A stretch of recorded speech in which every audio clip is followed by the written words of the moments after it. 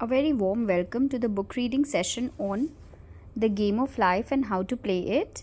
We are on session number 17. कल हम यहाँ स्टॉप किए थे. This attitude of mine makes man master of money. It is his to obey, and his spoken word then opens vast reservoirs of wealth. Man himself limits his supply by his limited vision. Sometimes the student has a great realization of wealth but is afraid to act. इस line का क्या मतलब है? Limits his supply by his limited vision. कि suppose उसकी destiny में करोड़ों रुपए लिखे हैं, बहुत अबंडेंस लिखी है, लेकिन उसको जब ड्रीम मांगने बोलते हैं तो वो लिखते हैं मुझे 5 लाख चाहिए. उसकी डेस्टिनी में लिखे हैं इतना, लेकिन उसने मांगे सिर्फ 5, तो उसे मिलेंगे सिर्फ 5. इस लाइन का ये मतलब है कि he limits his supply by his limited vision. क्या सपने देखने की कोई चार्जेस लगते हैं? नहीं, तो हम अपने सपनों को भी खोल के क्यों नहीं देखते? The vision and action must go hand in hand, as in the case of a man who bought the fur lined overcoat. मतलब आपने जो सपना देखा है उसके लिए आपको फिर उतनी एक्ट भी करनी पड़ेगी. ऐसा नहीं कि आप सपने देख लिए करोड़ों के एंड एक्टिविटी आप कुछ नहीं कर रहे, उसकी तरफ आप कुछ भी एक्शन नहीं ले रहे. A woman came to me asking me to speak the word for a position, so I demanded infinite spirit, open the way for this woman's right position. Never ask for just a position, ask for the right position, the place already planned in divine mind, as it is the only one that will give satisfaction. तो ये इस lines paragraph में समझा रही है कि हमें बहुत क्लियरली मांगना है भगवान से. अगर आप मांगते कि हाँ मुझे कंपनी में पोजीशन चाहिए, उससे अच्छा आप ये मांगो कि मुझे राइट पोजीशन चाहिए. इस कंपनी में नहीं तो किसी और कंपनी में मिलेगी, लेकिन मुझे राइट चाहिए जो मेरे सेटिस्फैक्शन के लिए अच्छी है. सो हमें अपने प्रेयर्स की जो वर्डिंग है बहुत सोच समझ के प्लान करके फॉर्म करनी है. I then gave thanks that she had already received and that it would manifest very quickly. Very soon she had 3 positions offered, 2 in New York and 1 in Palm Beach. And now she did not know where to choose. I said ask for a definite lead. So, एक lady जब इनके पास गई थी, उसे job चाहिए थी, तो इन्होंने इनके लिए बोला सिर्फ. ये लोग क्या बोलते हैं? I said the spoken word. मतलब हमारे शब्दों में कितनी शक्ति है. इनके ये जो ऑथर है, इनके शब्दों में कोई ऐसी शक्ति नहीं थी, पर लोगों को बिलीव था कि ये जो बोल देगी वो हो जाएगा. एक्चुअल में उनका बिलीफ उनके लिए काम करता था, ये औरत नहीं काम करती थी. तो हमें अपने बिलीफ सिस्टम को ही तो स्ट्रॉन्ग बनाना है. हमें क्यों किसी के पास जाने की ज़रूरत है? हम अपने आप को ही अगर पावर वर्ड्स बोल दें तो हम अपने बिलीफ से सब कुछ पा सकते हैं. ये जब अपनी उस ऑथर के पास गई और उन्होंने बोला कि मुझे राइट पोजीशन दो, इन्होंने बोल दिया और उसके बाद वो बिलीव करने लग गई कि अब तो मेरी पोजीशन आने वाली है. और उसके बाद उसे 3 ऑफ़र्स मिले. तो इन्होंने क्या राय दी? अब 3 ऑफ़र मिलते वो कंफ्यूज हो गई. इन्होंने क्या बोला? भगवान से मांगो एक डेफिनेट लीड. भगवान से बोलो कि मुझे एक हिंट दे कि मुझे कहाँ जाना है. The time was up and I was still undecided when one day she telephoned. When I woke up this morning, I could smell Palm Beach. She had been there before and knew its balmy fragrance. So ये कितनी cute सी चीज़ हुई उनके साथ. उन्होंने भगवान को बोला कि प्लीज़ मुझे रास्ता दिखाओ. मुझे 2 ऑफ़र न्यूयॉर्क से आई है, 1 ऑफ़र पाम बीच से आई है, प्लीज़ मुझे रास्ता दिखाओ. बहुत दिन हो गए, उसे कोई रास्ता नहीं दिख रहा था. लेकिन अचानक एक दिन वो सो के उठी और उसको पाम बीच में पाम बीच की स्मेल आने लगी. तो ये क्या था? ये भगवान का उसके लिए एक इशारा था, एक संकेत था कि तुम्हें यहीं जाना है. और वो पहले पाम बीच गई भी थी, इसलिए वो स्मेल को तुरंत रिकग्नाइज़ कर ली कि अरे ऐसी स्मेल तो मैंने वहाँ पर स्मेल की थी. सो ये कितना अच्छा तरीका है कि कैसे हमें यूनिवर्स, भगवान कैसे हमसे कॉन्स्टेंटली बात कर रहा होता है, पर हमें अपनी अवेयरनेस को खुली रखनी है और हमें अपने सारे हिंट्स को ग्रैब करना है कि अब भगवान हमें क्या रास्ता दिखाना चाह रहे हैं. हमें ओपन रहना है उसे रिसीव करने के लिए. I replied, well, if you can smell Palm Beach from here, it is certainly your lead. She accepted the position and it proved a great success. Often one's lead comes at an unexpected time. तो उन्होंने palm बीच को ही accept किया और वो बहुत ज़्यादा successful हुई अपनी लाइफ में। तो ये कहना चाह रही है कि बहुत अनएक्सपेक्टेड समय पर भी हमें गॉड की तरफ से एक रास्ता दिखाया जा सकता है, बस हमें अवेयर रहना है हर समय। One day I was walking down the street when I suddenly felt a strong urge to go to a certain bakery a block or two away. The reasoning mind said, there is nothing there that you want. However, I had learned not to reason. So I went to the bakery, looked at everything, and there was certainly nothing there that I wanted. But coming out, I encountered a woman who I had thought of often and who was in great need of the help which I could give her. So often one goes for one thing and finds another. So ये एक और क्या example था, इन्हें अचानक से एक intuition हुआ कि मुझे वो बेकरी जानी चाहिए, और उनका जो रीजनिंग माइंड है, जो हमारा कॉन्शियस माइंड है, वो उसको बोल रहा था कि क्या करोगी वहाँ जाकर, तुमको कुछ भी नहीं खाना है, क्या करना है बेकरी में जाकर। बट ये कितनी अच्छी लाइन है, I had learned not to reason, मतलब इन्होंने प्रैक्टिस कर लिया था कि हर समय मुझे लॉजिक के हिसाब से नहीं चलना है। एंड सो वो चली गई बेकरी में, सब कुछ देखा उन्होंने, डेफिनेटली उन्हें लगा कि हाँ मुझे तो यहाँ सच में कुछ नहीं चाहिए। बट फाइनली गेट से निकलते वक्त उन्हें एक लेडी मिली, और वो लेडी को कुछ चाहिए था जो ये हेल्प कर सकती थी। So this was her hint. ये इस इंट्यूशन उसको इसलिए हुई थी क्योंकि इसको उस लेडी का हेल्प करने वहाँ जाना था, इसलिए भगवान ने उसको ये इंट्यूशन दिया। Intuition is a spiritual faculty and does not explain but simply points the way. तो जब हमें इंट्यूशन हो रही होती है, हमें ना बहुत बार लॉजिक नहीं समझ में आ रहा होता कि क्यों करना है, why this, why did I feel this, मतलब ऐसा क्यों देखा मैंने, ऐसा क्यों फीलिंग हुई कि मैं यहाँ आ गई हूँ, ऐसा क्यों लगा कि मुझे वो कुछ बोलना चाह रहा है।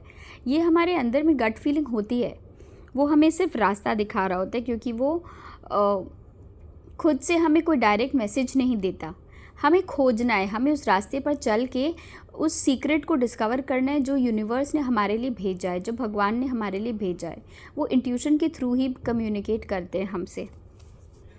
अ person often receives a lead during a treatment.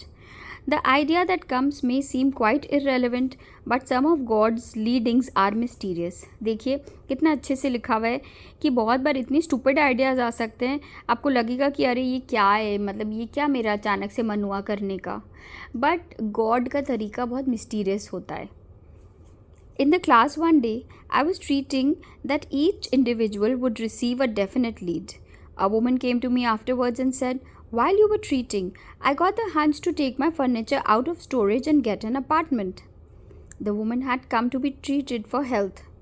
I told her I knew in getting a home of her own, her health would improve, and I added, I believe your trouble, which is a congestion, has come from having things stored away. Congestion of things causes congestion in the body. You have violated the law of use and your body is paying the penalty. So वापस से देखिए ये कितना अच्छा lesson हमें देने की try कर रही है कि बहुत बार जो हमने लॉ ऑफ यूज़ के बारे में जो एग्जाम्पल सीखा था, वो लेडी जो बहुत नेकलेसेस ख़रीदती थी और उसने कभी यूज़ नहीं किया था, एंड फिर फाइनली उसके हाथ पैरालाइज हो गए थे, एंड इन्होंने एक्सप्लेन किया था कि अगर हम कुछ चीज़ों को बहुत समय तक पकड़ के रखते हैं तो उसका कोई ना कोई डिज़ीज़ फॉर्म में हमारी बॉडी में मैनिफेस्टेशन होगी। ये वापस से दोहरा रही है उसी चीज़ को कि एक लेडी वो अपने घर में बहुत पुराना फर्नीचर, लेकिन हो सकता है बहुत दामी फर्नीचर हो, महंगा हो, इसलिए वो शायद उसको हटा नहीं रही थी, उसके कोई यूज़ का नहीं था, पर वो स्टोर कर रखी थी एक रूम में भर के। क्या हम सबके पास ऐसी चीज़ें हैं जो हम ज़िंदगी में ना कभी यूज़ किए हैं ना करेंगे, बट क्योंकि वो एक्सपेंसिव है इसलिए हमने रख रखा है। तो ये उसी चीज़ की एग्जांपल है, वो रख रखी थी एंड उसको अचानक से जब लेडी के पास गई, इन्होंने जब इनको सबको इशारा दिया कि आज आप सबको एक इंट्यूशन होने वाली है, इन्होंने ऐसा ट्रीटमेंट दिया, और उस दिन उस लेडी को इंट्यूशन हुआ कि मुझे वो फ़र्नीचर वहाँ से हटाना चाहिए। तो वो समझ ही नहीं कि फ़र्नीचर मैं क्यों हटाऊँ, पड़ा तो है, पुराना है, एक्सपेंसिव है, क्यों हटाऊँ। बट फाइनली उसको ये रियलाइजेशन वो ऑथर के पास जाके बोली कि मुझे ऐसा क्यों फीलिंग हो रहा है कि मुझे ये फर्नीचर हटाना चाहिए, वो तो हार्मलेस है, बिना मतलब पड़ा है कि एक कोने में, क्या फ़र्क पड़ता है। इन्होंने समझाया कि वो जो फर्नीचर आप रख के रखे हो वो एक कंजेशन है। कंजेशन मतलब भीड़, मतलब एक अननेसेसरी क्लटर है। और आपकी लाइफ में जितनी भी ट्रबल है वो उस कंजेशन की वजह से आ रही है। अगर आपने चीज़ों को पकड़ रखा है, congestion of things causes congestion in the body. अगर आपने चीज़ों को बहुत टाइटली पकड़ रखा है, आप छोड़ नहीं पा रहे, तो वो आपकी बॉडी में और आपकी मेंटल थॉट्स में भी वो कन्फ्यूजन क्रिएट करेगा। You have violated the law of use and your body is paying the penalty. मतलब लॉ ऑफ यूज़ क्या था? चीज़ें हमें यूज़ करने के लिए दी गई हैं, तो प्लीज़ उसे यूज़ करें। नहीं यूज़ करना तो डोनेट कर दें, और नहीं तो सेल कर दें, कुछ भी करिए, बट यूज़ करिए चीज़ों को। So I gave thanks that divine order was established in her body, mind and affairs. And then she was very grateful that in her body and mind and in all her matters, everything was fine. People little dream of how their affairs react on the body. There is a mental correspondence for every disease. Have you seen how important this is? And जितना जल्दी हम इसको समझ जाएंगे उतनी faster हमारी growth होगी, उतनी स्मूथ हमारी जर्नी होगी। कि लोगों को आइडिया ही नहीं है कि हमारी बॉडी में कोई भी डिज़ीज़ आ रही है तो वो क्यों आ रही है और उसकी रीज़न क्या है। उनको 1% भी ये नहीं पता कि उनके बिहेवियर, उनके एक्शन से रिलेटेड है उनकी reality. A person might receive instantaneous healing through the realization of his body being a perfect idea in divine mind and therefore whole and perfect. ये कितनी पावरफुल लाइन है कि आप अपनी बॉडी को इंस्टेंटली हील कर सकते हो। एक पर्सन इंस्टेंट हीलिंग रिसीव कर सकता है वो जैसे ही अपने आप को ये बात बोल दे कि मेरी बॉडी डिवाइन आइडिया के हिसाब से अभी एकदम परफेक्ट है, मेरी माइंड परफेक्ट है, my body is very healthy and whole. But if he continues his destructive thinking, hoarding, hating, fearing, condemning, the disease will return. ये बहुत इम्पोर्टेंट है कि अगर कोई इंसान दूसरों की खुशी में खुश नहीं हो पा रहा है, किसी दूसरों को प्यार नहीं कर पा रहा है, चीज़ों से प्यार कर रहा है, अगर कोई भी इंसान डिस्ट्रक्टिव सोचते जा रहा है, कंटिन्यूसली किसी के बारे में बुरा सोचना, किसी की ग्रोथ देख के जेलस फील करना, अगर वो सामान को इकट्ठाई किए जा रहा है, वो किसी से नफ़रत किए जा रहा है, वो अननेसेसरी चीज़ों से डरे जा रहा है, वो किसी और के बारे में कुछ भी बोले जा रहा है, तो उसकी बॉडी में डेफिनेटली कोई ना कोई डिज़ीज़ किसी न किसी फॉर्म में होने वाली है। ये हम जितना जल्दी रियलाइज़ कर लें कि ये सब कुछ हमारी ही क्रिएशन है, उतना फास्टर होगा हमारी लाइफ की जर्नी के लिए to be a smooth journey. Jesus Christ knew that all sickness came from sin but admonished the leper after the healing to go and sin no more lest a worse thing upon him. So ये क्या बता रहे कि भगवान के घर में देर है अंधेर नहीं। अगर आपसे गलतियां हो भी गई है, आप आज भी जाकर अगर आप जेन्युइनली दिल से सॉरी फील करते हो, दिल से माफ़ी मांग रहे हो, प्रायश्चित कर रहे हो, दिल से भगवान से फॉरगिवनेस मांग रहे हो, तो आज भी भगवान आपको प्रोटेक्ट करने के लिए रेडी है। भगवान एक ही बात बोलते हैं कि तुम एक कदम बढ़ाओ, 1000 कदम मैं बढ़ाऊँगा। सो वन स्टेप, एक रियलाइजेशन कि हाँ मुझसे गलती हुई, मुझे माफ़ करो, मैं ऐसा दोबारा नहीं करूँगा, बस इतना ही तो करना है हमें। God is ready to forgive anything. So man soul और subconscious mind must be washed whiter than snow for permanent healing and the metaphysician is always delving deep for the correspondence. आप इस लाइन की meaning समझ रहे? Whiter than snow. हमारी जो soul है उसको हमें इतना प्योर करना है कि हमारे अंदर से किसी के लिए भी, चाहे उस किसी इंसान ने हमारे साथ कितना भी बुरा किया हो, किसी के लिए भी हमारे अंदर कुछ भी ना हो, वो वाली सिचुएशन में हमारी परमानेंट हीलिंग होगी।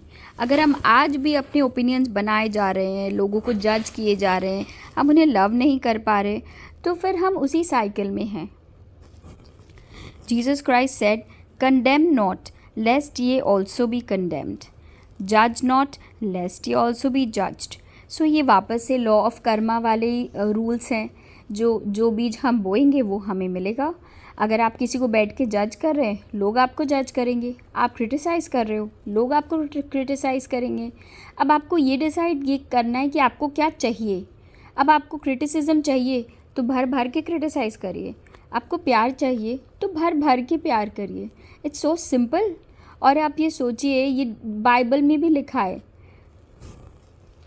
Many people have attracted disease and unhappiness through condemnation of others. बहुत लोग दूसरे लोगों के बारे में बातें करके और क्रिटिसाइज़ करके अपनी लाइफ में कितनी सुंदर सुंदर बीमारियां अट्रैक्ट कर चुके हैं। Blood pressure, sugar. क्या पहले ज़माने में ये सब होता था? नहीं।